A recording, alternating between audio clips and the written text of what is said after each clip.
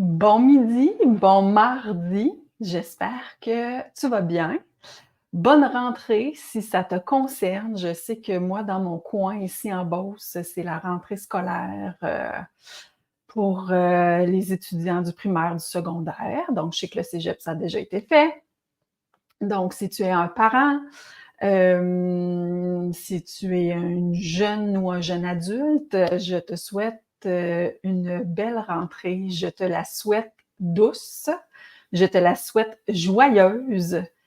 C'est toujours, je trouve, excitant cette période-là de l'année où on débute quelque chose. J'espère que pour toi, ça ne rime pas avec lourdeur, avec rythme effréné nécessairement, que tu vas trouver une façon de respecter ton propre rythme là-dedans, dans cette rentrée-là et pour les mois à venir. C'est mon souhait, en fait, qu'on ne se fasse personne envahir par ce rythme-là, qu'on puisse voir comment ça puisse être mieux arrimé avec notre propre rythme, ou du moins le rythme qui nous convient le mieux. Donc, saluez-moi, ça me ferait plaisir. Un petit coucou, un petit pouce, un petit cœur pour me dire que vous êtes là, pour que je puisse vous saluer également. C'est le fun de savoir qui est là, qui écoute en direct.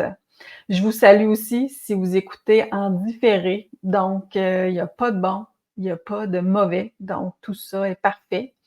Peut-être que ce midi, tu avais autre chose de prévu sur ton heure de lunch, puis c'est bien correct.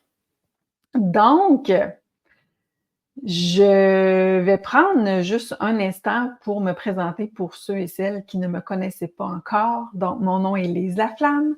Je suis designer de vie intérieure et de vie amoureuse. Donc, ma mission, ce que je souhaite faire, c'est d'embellir la vie des gens en les aidant à reconnaître tout ce qu'ils ont d'extraordinaire en eux et d'extraordinaire dans leur relation amoureuse, de faire éclore ça davantage et de voir comment on peut composer aussi avec les choses qui sont plus ardues, plus complexes dans nos vies pour qu'on puisse l'embellir, cette vie-là, pour qu'elle soit vraiment à notre image, colorée à notre façon. Donc, c'est vraiment ça, ma mission. Et je fais ça encore avec bonheur. Ça fait 18 ans maintenant. J'ai été pendant 16 ans psychothérapeute et sexologue spécialisée en thérapie de couple. Maintenant, j'ai rebrassé tout ça. J'ai redesigné tout ça pour que ça puisse vous apporter davantage à plein de niveaux. Donc, des services d'accompagnement, de coaching que j'offre présentement, des choses à venir à l'automne aussi que je suis très excitée de vous présenter bientôt. Donc, si vous voulez plus de détails sur le service d'accompagnement puis de coaching individuel ou de couple, je vous invite à m'écrire un courriel ou à visiter mon site internet, liselaflamme.ca. Vous allez avoir plein d'informations là-dessus et n'hésitez pas à m'écrire si jamais vous avez d'autres questions. Ça va me faire vraiment plaisir de prendre le temps d'y répondre. Donc, pour ce 18e épisode des péripéties, voyons voir ce que j'avais pigé. Hein, comme mon bol est diminué quand même. Donc, voyons voir. Donc, ceux qui ne connaissaient pas le concept, je pige une situation ou un événement qui s'est produit dans ma vie et je vous partage ce que j'en ai retenu de précieux. Pas les prises de conscience, ça peut être des réflexions que j'ai eues, ça peut être des moments décisifs tournants dans ma vie. Donc, je vous partage tout ceci en souhaitant que vous puissiez vous reconnaître, que ça puisse vous être utile, vous impacter aussi, faire comme « Ah, moi, j'avais pas vu ça comme ça, puis oh, moi aussi, ça me parle. » Donc, c'est ce que je souhaite susciter avec ce partage, en fait, d'expérience. Donc, voyons voir aujourd'hui. Et avant d'aller là, c'est vrai, j'ai envie de vous dire que je l'ai annoncé hier, mais oui, je ferai une partie bonus à cet épisode-ci. Et je vais aborder dans les prochaines minutes les carapaces. Les carapaces qu'on peut porter et on va regarder s'ils sont vraiment encore utiles ou pas. Donc, on va se poser cette question-là, puis on va approfondir ça. le sujet des carapaces qu'on peut porter pour se protéger de certaines situations ou personnes. Donc, mais avant, voyons voir qu'est-ce qui est...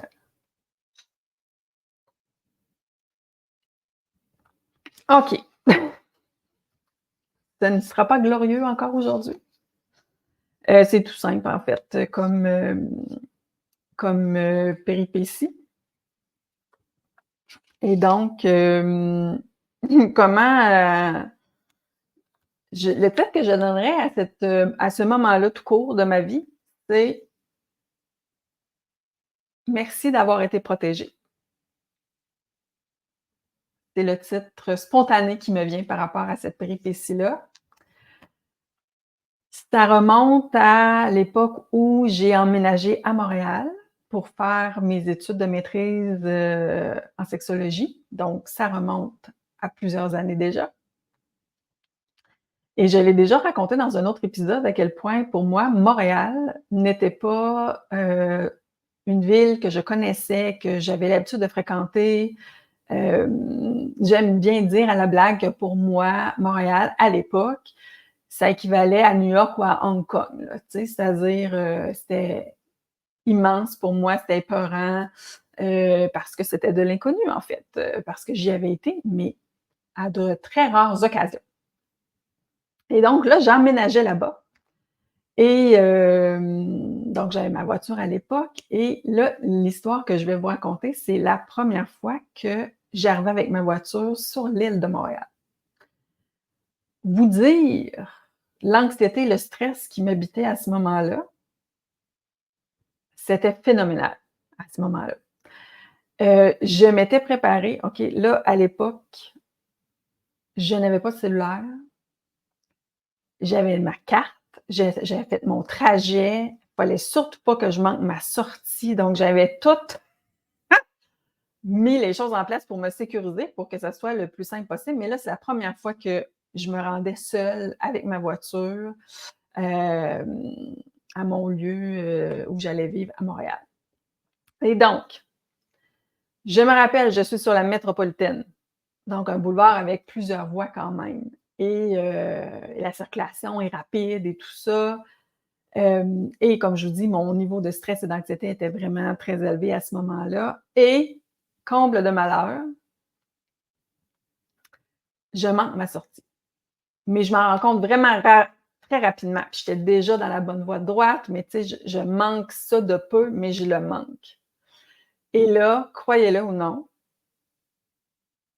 la panique qui m'habite à ce moment-là fait en sorte que j'arrête ma voiture, je la mets sur reculons pour aller prendre ma sortie. Note à vie, si j'avais des lumières, je ferais flasher tout ça. Ne faites jamais ça. Ne faites jamais ça. C'est ultra dangereux. OK? Mais oui, moi, c'est ce qui est arrivé. Donc, j'ai arrêté la voiture, j'ai mis ça de reculons pour aller prendre ma sortie. Vous dire à quel point je me suis fait klaxonner. Sûrement qu'il y a eu des doigts d'honneur dirigés vers moi, assurément, que je n'ai pas vu, mais assurément que c'est possible qu'il y ait des gens qui aient fait ça. Heureusement, il n'y avait pas beaucoup de circulation à l'heure où j'étais. Heureusement, j'ai été protégée et bénie aussi à ce moment-là. Donc, moi, oui, j'ai la croyance d'être guidée, qu'il y ait des gens qui veillent sur moi dans une autre dimension. Donc, je suis convaincue qu'à ce moment-là, ils ont beaucoup veillé sur moi pour que justement je ne cause aucun accident et tout ça. Donc, voilà. C'est ma péripétie. Et ce que j'ai envie de retenir ou de vous partager par rapport à ça, c'est à quel point la panique, la peur, l'anxiété peuvent, à certains moments de notre vie, nous faire faire des affaires qui n'ont aucun bon sens avec le recul. Donc, de ne pas minimiser ça et de s'occuper de cette anxiété-là et de ce qui nous habite plutôt que d'en être victime, et de faire des choses qui n'ont pas d'allure. Puis là, moi, j'aurais pu causer un accident, j'aurais pu me blesser des gens, mais la panique peut se manifester dans d'autres domaines aussi de vie, là, dans des relations, dans plein de choses. Donc, de prendre soin de ça. Et avec le recul, je me suis rendu compte que vraiment, c'est comme si dans ma tête, j'étais convaincue qu'il y avait cette sortie-là, puis aucune autre. J'avais un plan de match, puis il fallait que je le suive. C'était impensable que je modifie mon plan de match, que je prenne cette sortie-là. Et combien de fois dans notre vie, c'est ce qu'on se dit? Non, c'est ça que je prends. Pas d'autres alternatives. Et qu'on ne se rend pas service nécessairement en faisant ça. Parce que j'aurais pu prendre la sortie suivante et là, arrêter à quelque part, une station-service et tout ça, et me refaire un itinéraire. Il y aurait eu d'autres possibilités. Mais à ce moment-là, c'est ça, c'est facile avec le recul de le dire, mais à ce moment-là, c'est comme si c'était impossible à envisager. Donc, combien de fois dans la vie, la panique, la peur, la rigidité fait en sorte que on s'inflige des choses qui ne sont pas nécessaires, qui ne sont pas utiles. Donc voilà, c'était ma courte péripétie du boulevard métropolitain à Montréal, où oui, j'ai circulé en sens inverse. Ben, je veux dire à reculons, pas en sens inverse, mais à reculons, sur une très courte distance, mais quand même. Ne faites pas ça, jamais. Faites pas ça, jamais. Et ben, c'est ça. De voir à quel point ça peut être fort, cette panique-là ou cette anxiété-là ou cette rigidité-là où on voit pas d'autres alternatives, mais qu'on peut se mettre en danger et mettre d'autres personnes en danger du même coup. Maintenant qu'on sait que j'ai été saine et sauf et que j'ai tué personne et que je n'ai causé aucun accident, j'en ris maintenant de ça. Hein? C'est aussi ça la bienveillance, c'est de voir, ben, ouais, j'ai fait ça. À ne pas répéter. Est-ce que j'ai été meilleure les autres fois qui ont suivi? Absolument. Quand on dit que c'est en s'exerçant qu'on progresse, que cette sortie de zone habituelle, hein, qui était pour moi de rentrer sur l'île de Montréal, je veux dire, à force de le faire, c'est devenu quelque chose de facile, de plus du tout anxiogène.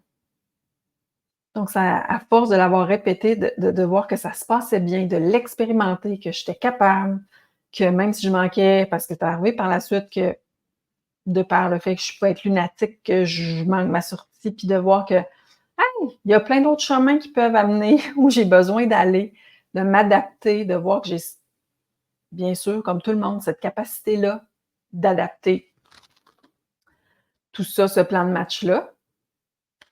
Donc, à force de s'exercer, j'ai jamais adoré rentrer à Montréal pour plein d'autres raisons, hein, la circulation, bon, tout ce que vous connaissez sur cette ville, qui a plein d'attraits magnifiques, mais qui a aussi ses lacunes et les choses qui nous déplaisent.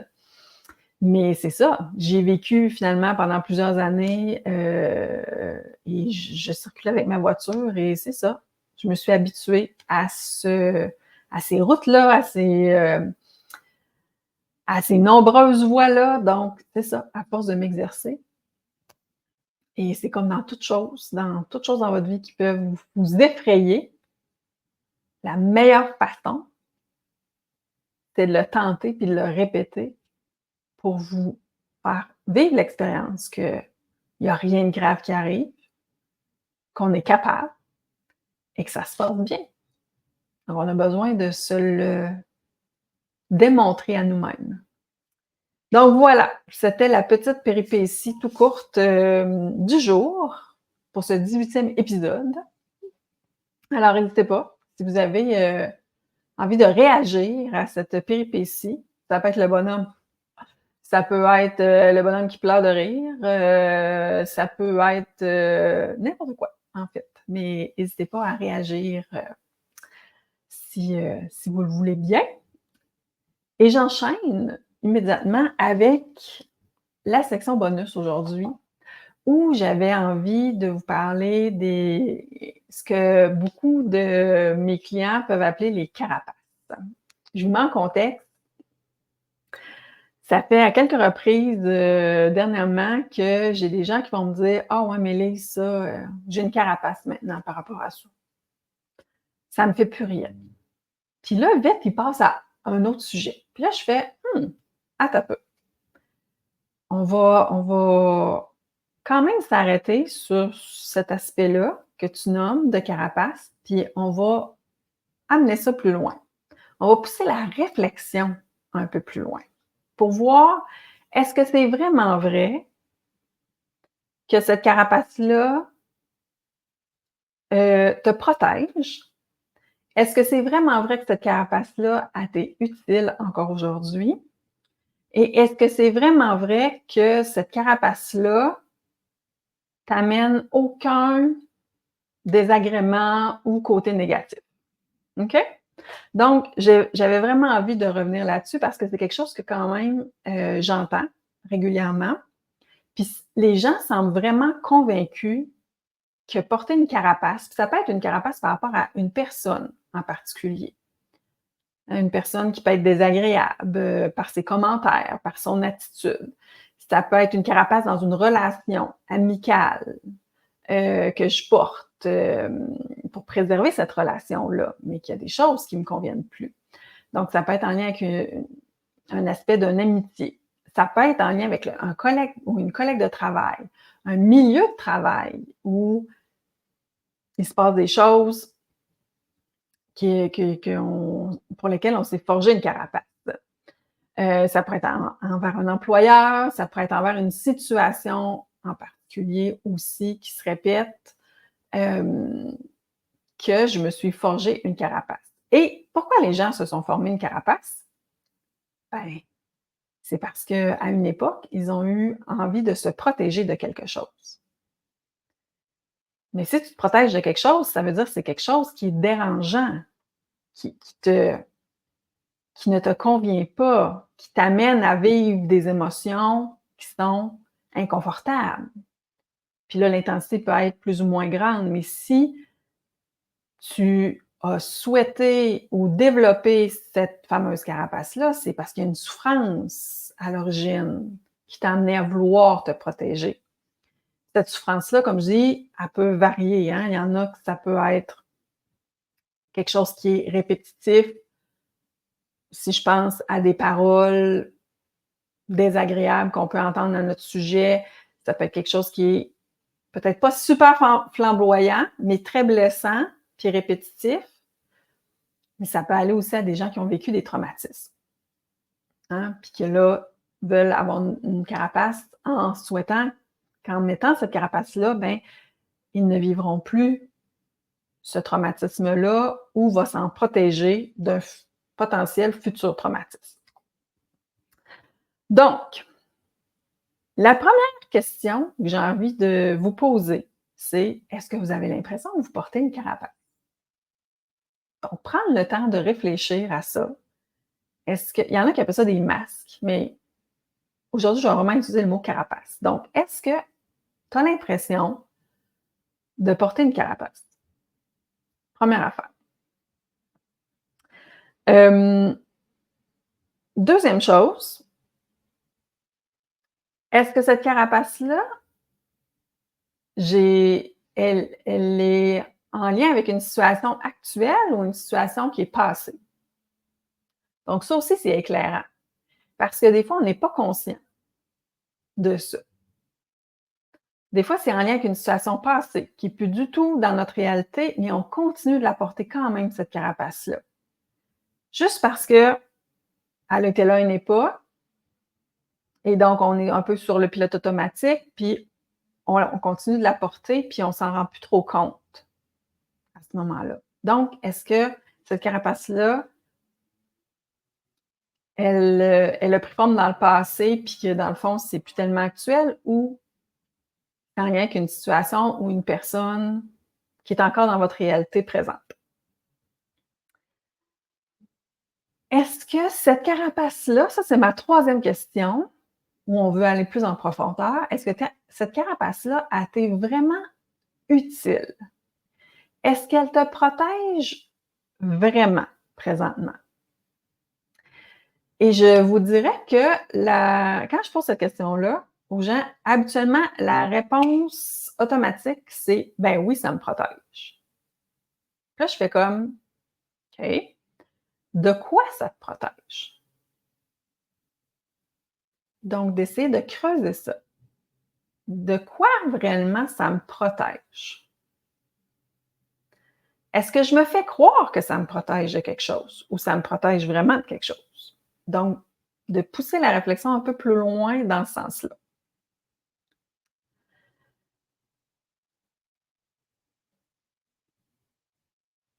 L'autre chose par rapport à la carapace que je veux qu'on approfondisse, est-ce que cette carapace-là, elle m'est encore utile maintenant? Avec la personne que je suis, avec les ressources que j'ai, avec, mes capacités, avec, mon entourage actuel. Est-ce que là, cette carapace-là, elle m'est encore utile? Est-ce que j'en ai encore besoin? Pour beaucoup de gens, la réponse à ça, ça va être non. Ou ceux qui vont me répondre oui, ça va être beaucoup dans le but de se protéger de quelque chose qui n'est pas actuel. Faut que je reste sur mes gardes pour pas que ça me réarrive. Et là, je leur dis: «OK, mais est-ce que à ce moment-là, ce que tu aurais à développer, ça serait d'être vigilant, attentif, plutôt que de porter une carapace?» Parce qu'une carapace, c'est pesant, c'est lourd à porter. Puis ça, les gens en sont souvent peu conscients. La quantité d'énergie, hem, qui est requis pour maintenir cette carapace-là en place. C'est souvent super lourd pour les gens, mais ils en sont pas tellement conscients. Donc, est-ce que c'est encore utile de porter ça? Est-ce qu'il n'y aurait pas autre chose que je pourrais faire qui me serait plus utile que d'avoir une carapace? Comme je vous dis, d'être vigilant par rapport à mes relations, par exemple, d'être attentif à comment je me sens pour identifier, s'il y a quelque chose qui ne me convient pas. Parce que le gros problème, selon moi, avec les carapaces, il y en a plusieurs, là, mais dans les plus gros problèmes, c'est le fait que la carapace nous amène à nous adapter à des situations ou à des personnes ou à des relations qui ne nous conviennent pas. Et ça, c'est lourd de conséquences.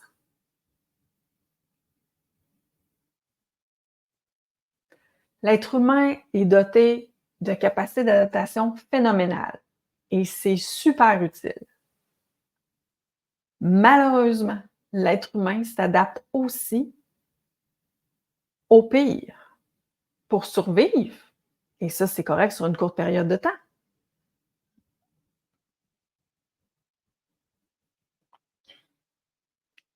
Mais sur une longue période de temps, c'est là que ça devient problématique.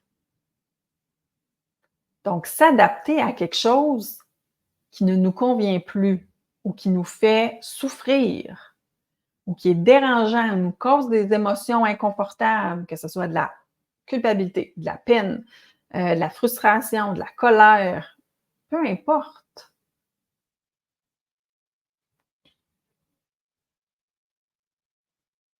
Est-ce que c'est vraiment nous rendre service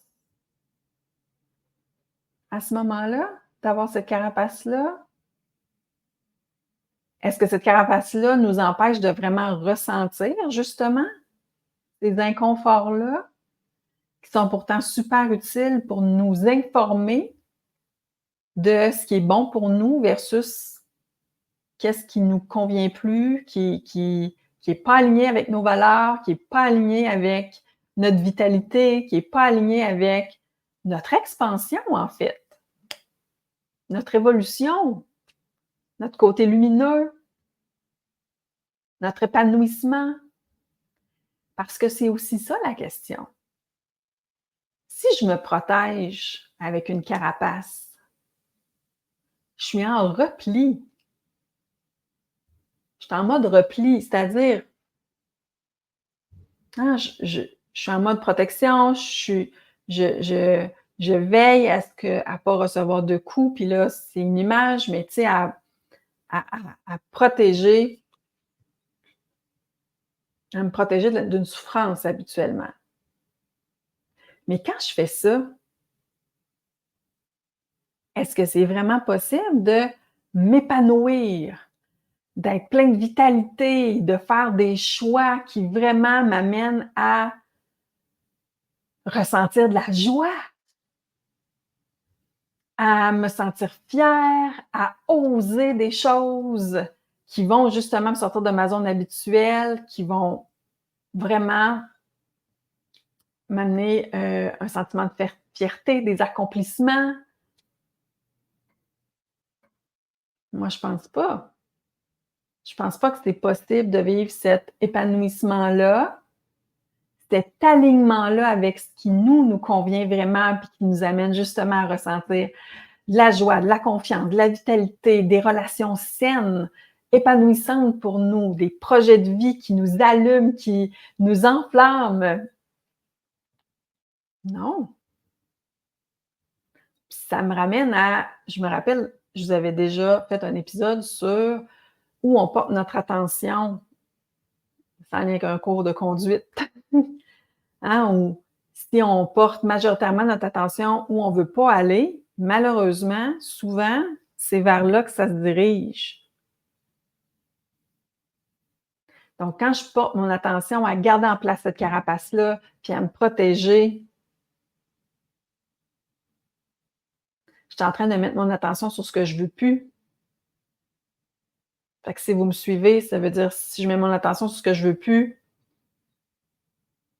ça se peut que c'est ce qui arrive peut-être davantage. Je dis pas que c'est automatique.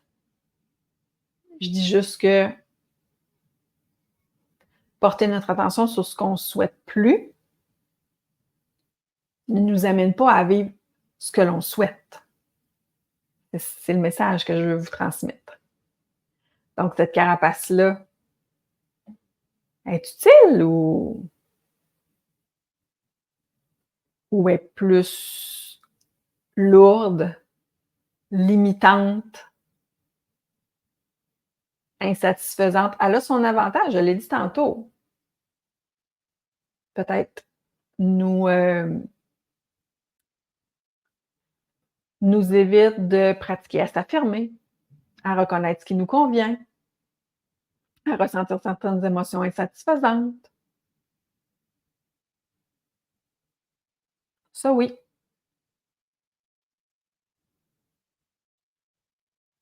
Mais le contre-coup de ça, c'est est-ce que vraiment ça va t'apporter la vie dont tu souhaites réellement? En lien avec tes valeurs, en lien avec tes capacités, avec tes ressources, avec tes talents, avec les relations saines et enrichissantes que tu as envie d'avoir, avec une relation amoureuse qui est phénoménale,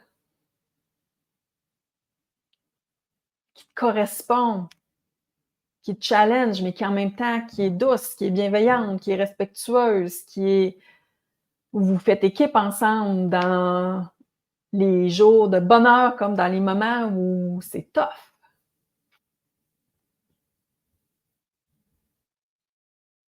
Donc, est-ce que on peut être davantage conscient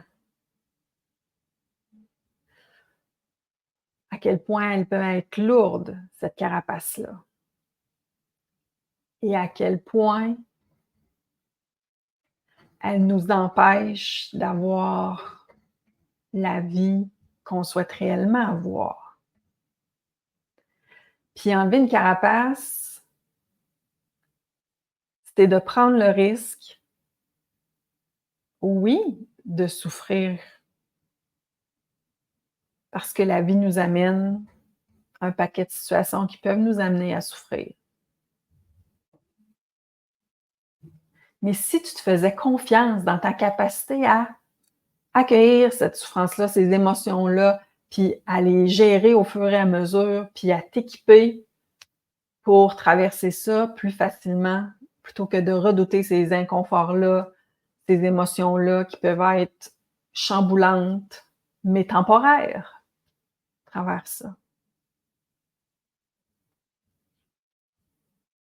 Je serais vraiment curieuse de savoir si ça résonne pour toi, ce que je viens de te parler là, sur les carapaces, sur le fait que peut-être qu'elle peut être utile, oui.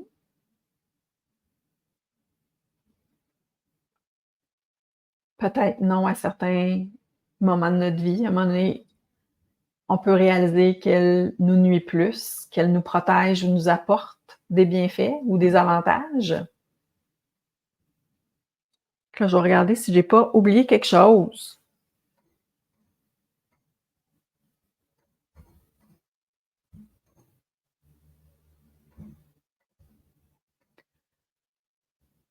Une chose que j'observe souvent, c'est à quel point ceux qui me disent qu'ils ont une carapace sous-estiment l'énergie qui est dépensée pour la maintenir en place. Et donc, minimisent ou ne fait pas le lien entre leur état de fatigue et cette carapace-là. Et surtout, ne voit pas à quel point cette carapace-là devient une limite par rapport à la vie que ces personnes-là souhaitent réellement. Donc voilà. N'hésite pas, comme je disais, à me laisser ton commentaire. Si tu as des questions aussi, ça va me faire plaisir. Si tu crois que tout ce que je viens de te présenter peut être utile à quelqu'un, n'hésite pas à le partager également. Je souhaite avoir le plus grand impact possible, de rejoindre le plus grand nombre de personnes pour faciliter leur vie, embellir leur vie et selon moi, de revoir notre rapport aux carapaces qu'on peut s'être créé, de reprendre notre pouvoir par rapport à ça, puis de voir, est-ce que c'est encore ça qui m'est utile? Est-ce que c'est encore ça est-ce que ça embellit vraiment ma vie? Est-ce que c'est vraiment encore utile à moi? Puis sinon, quelle autre possibilité que je peux envisager où je vais me sentir en sécurité quand même, où je vais me sentir protégée, mais d'une autre façon qu'avec cette carapace-là. Donc, voilà. Et je vous invite aussi à, si ce n'est pas déjà fait, à aller vous abonner à ma page Facebook professionnelle. C'est Lise Laflamme DVI. Donc, de partager cette page-là, de vous abonner pour ne rien manquer de ce qui s'en vient et des réflexions que je peux y mettre aussi, des informations, des événements à venir aussi. Donc, pour ne vraiment ne rien manquer, je vous invite à aller, oui, vous abonner sur ma page Facebook professionnelle, Lise Laflamme DVI. Je termine en vous disant merci. Merci d'avoir été là. Merci d'avoir pris de votre précieux temps pour que je puisse vous accompagner pendant ces 35 minutes-là. Je sais que notre temps est précieux et donc c'est un privilège pour moi de savoir que ce que je crée pour vous vous touche, vous sert, vous divertit, vous impacte. Donc voilà, c'est tout pour aujourd'hui. On se retrouve la semaine prochaine pour un autre épisode des péripéties du mardi. Je vous embrasse et je vous souhaite une très belle fin de journée. Ciao, ciao!